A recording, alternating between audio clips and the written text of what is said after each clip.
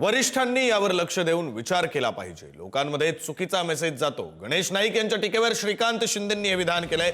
एकनाथ शिंदे कधी कुणावर टीका करत नाहीत, त्यांचं लक्ष केवळ कामावर असतं।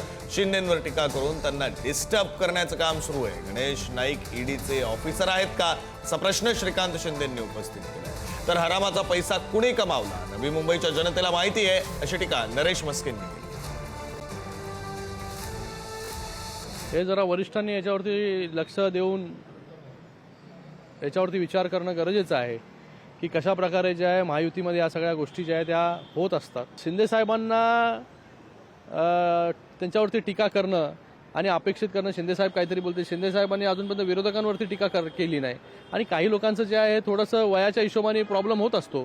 तर मला वाटतं टीका टिप्पणी करून डिस्टर्ब करणं शिंदे साहेबांना हे कोणाला जमलं नाही तर तुम्हाला पण जमणार नाही। शिंदे साहेब नेहमी जे आहे हे कामावरती लक्ष देऊन फोकस देऊन काम करत असतात। कोणी हरामाचा पैसा लुटला, कोणी आपले बगल बच्चे वाढवले, या क्वाऱ्या कोणाच्या क्वाऱ्या आहेत की नवी मुंबईचं प्रदूषण बिघडवत आहेत, त्यांच्यात हिंमत आहे क्वाऱ्या बंद करा बोलण्याची? हे नवी मुंबईचं जे काही वातावरण बिघडलेलं आहे त्याला क्वाऱ्या कारणीभूत नाहीयेत? हरामाचा पैसा कोणी कमवलाय, कोणी या सगळ्या गोष्टी केल्यात हे नवी मुंबईतील जनतेला माहिती आहे, नाही तर नवी मुंबईची एवढी वाईट परिस्थिती नसती।